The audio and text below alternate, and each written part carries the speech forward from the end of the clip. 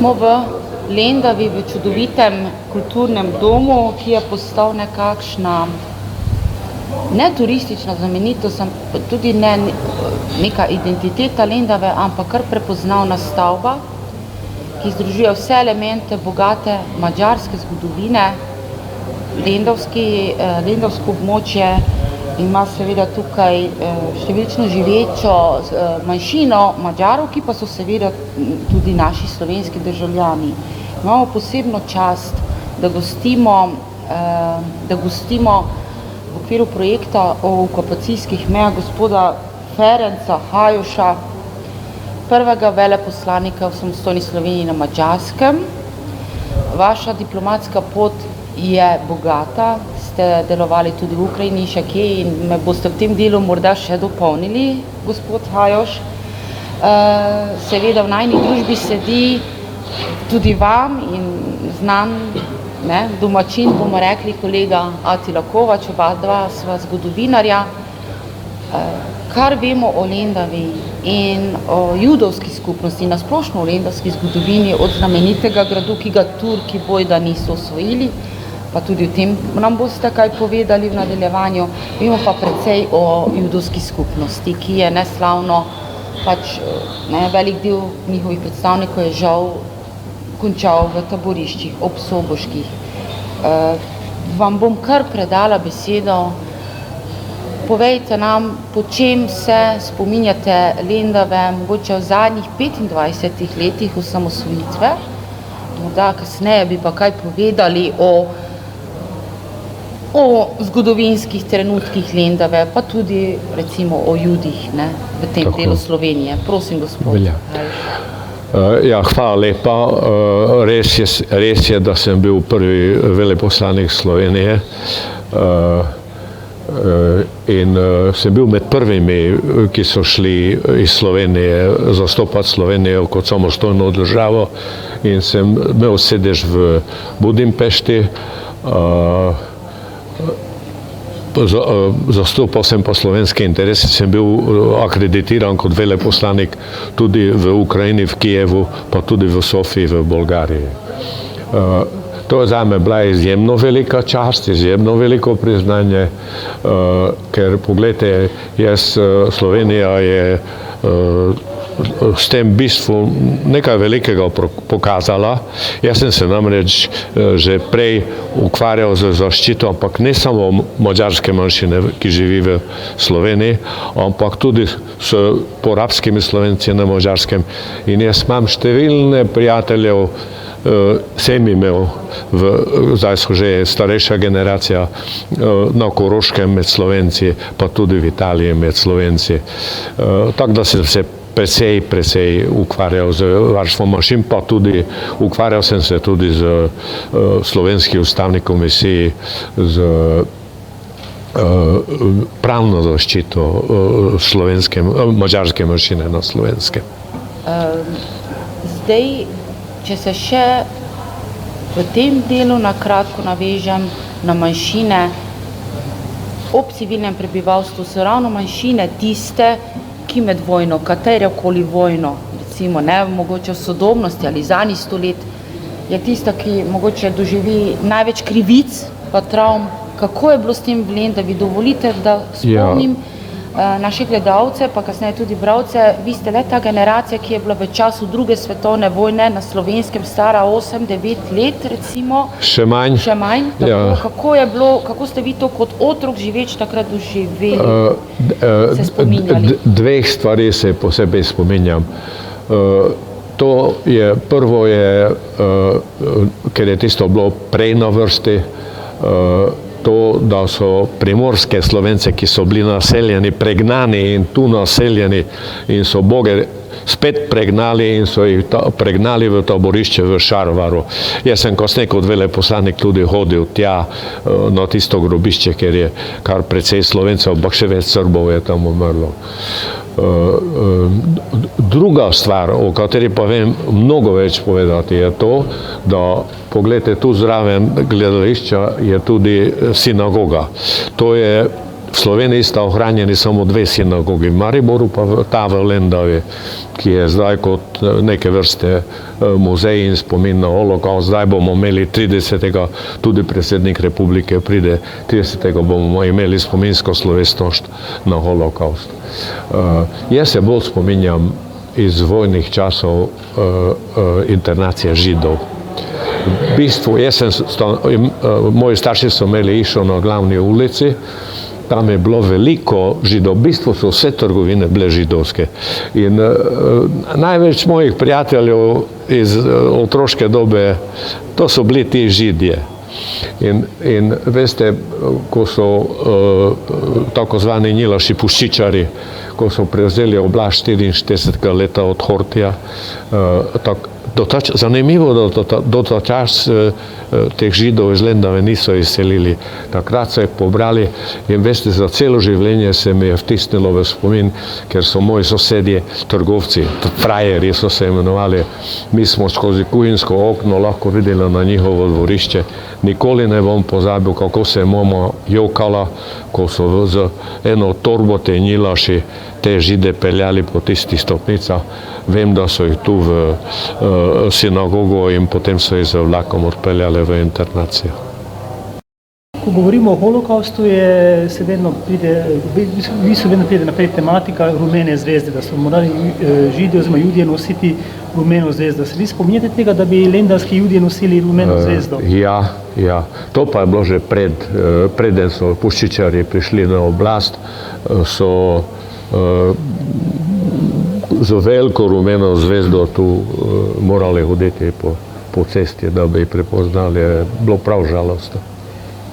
Omenili ste mi že enkrat, da ste imeli tudi prijatelje, ki so preživeli holokaust. Bi mogoče o tem kaj povedali, kako so ti, mogoče vam kaj povedali, kako je bilo v taborišču v Auschwitzu in tako naprej? Veste, pravzaprav o Auschwitzu zelo malo vem, ker se jih je zelo malo od tam vrnilo. Po mojem 1, 2 ali 3 družine, predstavniki, ne cele družine. Vendar je eden mojih najboljših prijateljev, ki je bil moj sosed, družina, oče je bil izgleda zelo razgledan in je slutil, kaj se bo dogajalo. Oni so 42. leta se preselili v Budimpešto. Jaz še danes z njim zdržujem kontakt. On je isto star kot jaz, isti letnik je, Ervin, ki je ostal živ z družino vred, ker takrat so jih Mađari, to je pa bilo že pred puščičari, so jih v bistvu vse naselili na otoku Margit na Donavi. In mi je pripovedoval, da je cela družina morala demontirati neeksplodirane ameriške pa angleške bombe in na srečo so vsi ostali živi. No, mogoče bi jaz tu dodala za naše poslušalce Margit Siget. To je prav Budimpešta, danes je tam znamenita cerkev, pa tudi kulturni dogodki se dogajajo dobesedno sredi mesta. Je bilo eno področje, recimo, danes je to znamenita turistična točka, že prej je bila, kjer so pravzaprav so jih uporabili, grdo povedano, za poskusne zajčke. Taborišče je bilo v bistvu. Kar je veliko vojska delalo, oziroma okupatorskih, in tudi Rusi imajo neko to izkušnjo, če so mogli teči skozi čez minsko polje.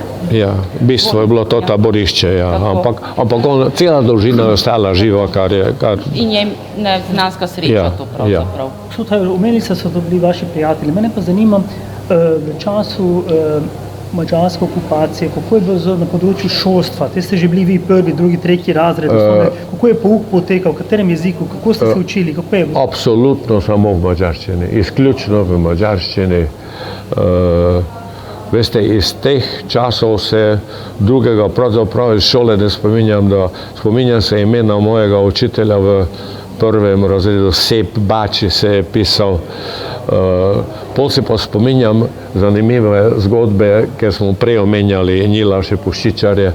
Takrat so nam v šoli naročili, da se vsi moramo vpisati v njihovo mladinsko organizacijo. Jaz kot moram reči, da sem imel srečno družino. Jaz sem ponosen prišel domov in sem rekel, jaz se bom pa vpisal v mladinsko organizacijo, ker mi je učiteljica to naročila. Skoraj sem tepen bil, oče pa rekel, sin dragi, nikar, iz tega bo hudo zlo nastalo. In so mi prepovedali in še danes sem jim hvaležen, da so me, in to mi je ostalo za celo življenje, še danes sem jim hvaležen, da so to naredili. Ker bi to bilo, kot če bi bili v Nemčiji otrok, ne, in bi se vpisali v kak HJ, njihov, ne? Tako. Tudi v času Jugoslavije, leta 1941 ste že bili v osnovni šoli, ste že hodili v šolo ali pa ni? Ne, jaz sem 41. leta začel hoditi v prvi razred mađarske šole. Potem, tega se mogoče spominjate, učitelji, ki so vas poučevali na osnovni šoli, so bili domačini Prekmurci ali pa so prišli od drugod, iz te Mađarske? Ta Sebač je bil Mađar, pol se pa spomnim še ene učiteljice, Lendavčan, ki je tudi bila Lendavčarka, vem, da se je pisala Šlapši ali kako ne, več se pa ne spomnim. Ta dva sta bila domačina? Ja, domačin je. Govorili smo zdaj o Judih, leta 1944 so jih odpeljali v taborišča, vendar leta 1944 pride tudi do Lendave fronta, oziroma 45. leta, ampak že leta 1944 proti koncu leta 1944 se že opazi, da se približuje fronta. Kako ste vi to doživeli? Da ste že bili malo starejši, 8-9 let stari. Ja. Kako ste ta čas doživeli? Torej, fronto sem že predoživljal na ta način, da so Lendavo prelatevali neverjetno število, celo nebo je bilo polno ameriških bombnikov. Vedel sem celo, da so jim rekli liberatori. To so 4 motorci bili, ki so tako brneli, da je zrak vibriral od njih, veste. In v zvezi s temi liberatorji sem tudi opazil, da so okoli njih včasih eksplodirale granate, ker vem, da tu v bližini v Lovasiju so imeli naftne vrelce in tam so očitno Nemci imeli protiletalsko zaščito in vem, da so enkrat eno letalo poškodovali. No in to je moj najhujši spomin. V bistvu je to edino, ko sem doživel v Lendavi drugo svetovno vojno. Ta liberator je očitno bil poškodovan, ker je začel krožiti nad Lendavo. Naenkrat sem zaslišal žvižganje bombe.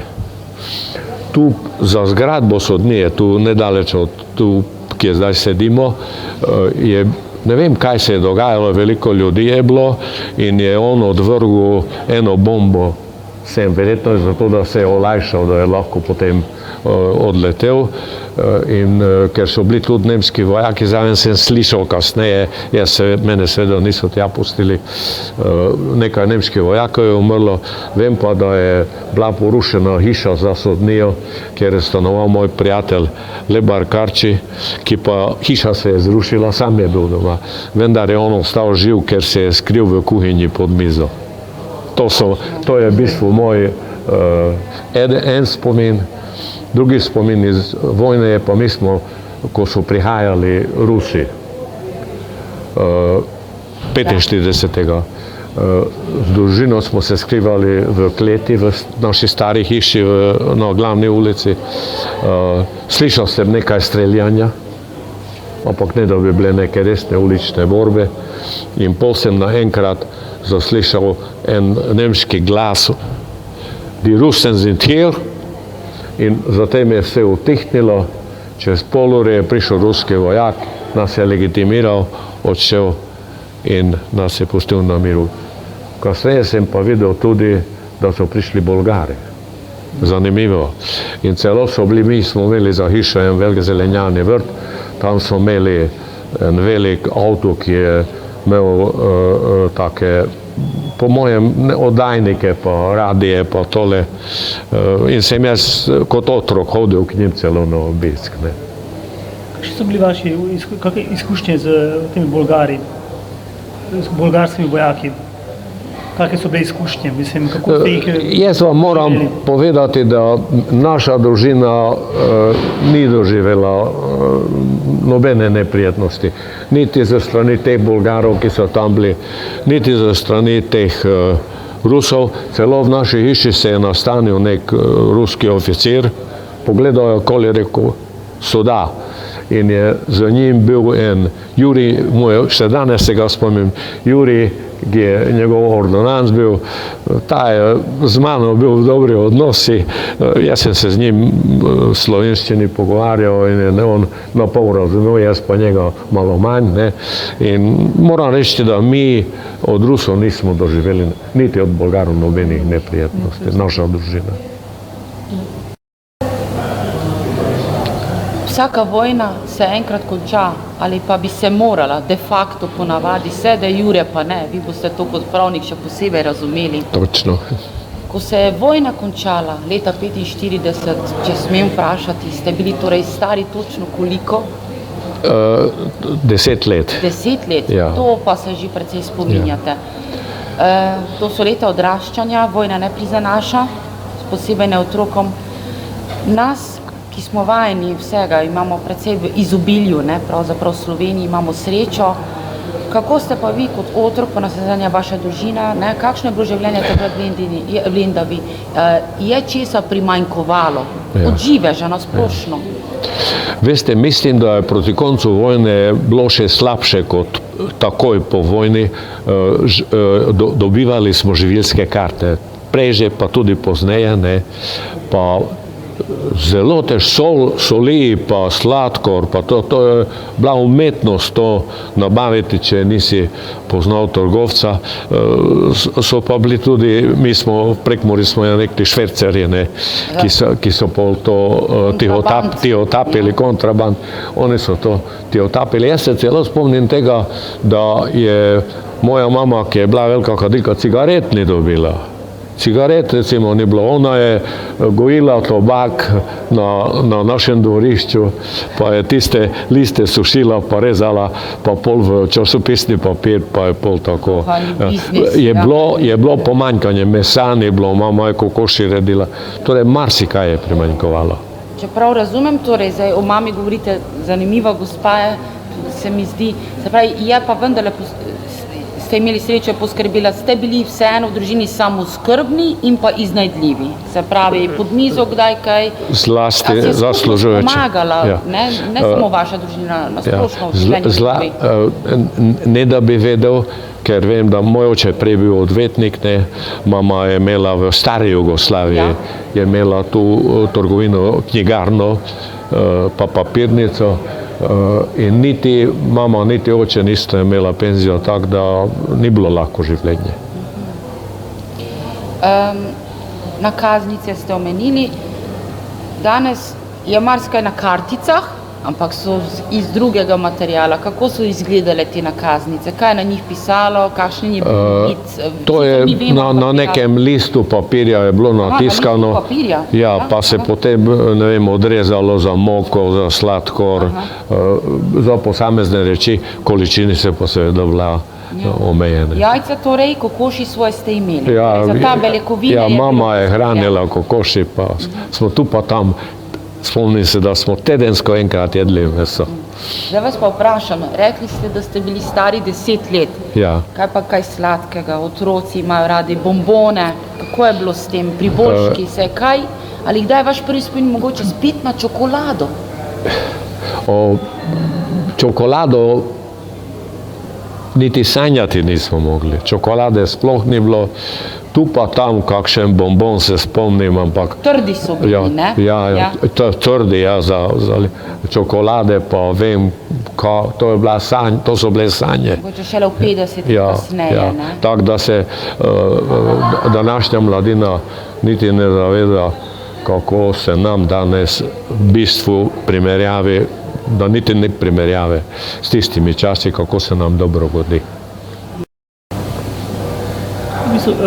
Govorili smo o kartah, o bonih za hrano. Zanima nas v bistvu, če so ti boni bili že med vojno ali pa samo po vojni, ali pa kako je bilo to? Že med vojno, ker je oskrba bila zelo slaba. Po vojni se mi zdi, da je, natančno se ne spomnim, za zelo kratek čas se mi zdi. Potem je pa dobro, vem, da smo stali v vrsti za kruh, pa tako naprej, ampak mislim, da po vojni ni bilo dolgo časa, se pa stvari s časoma pričele normalizirati. Prej smo omenili učitelje. Kaj se zgodi leta 1945 z učitelji, ki so bili na teh madžarskih šolah? Kaj se zgodi z uradništvom? Mogoče imate kakšne spomine na to, do leta 1945, do prihoda Rusov oziroma kasneje partizanov, so bili tu madžarski uradniki, madžarski učitelji. Kaj se zgodi s temi ljudmi? A pride do kakšne menjave oblasti teh ljudi?